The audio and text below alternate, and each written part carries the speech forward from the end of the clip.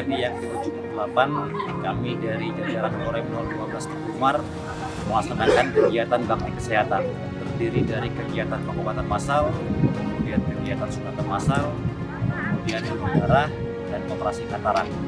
Kegiatan dilaksanakan di 3 tempat, yaitu di rumah sakit, Kesrem, kemudian di Denkesia, kemudian di lapangan Komisi Batalion 116 Garda Samudra.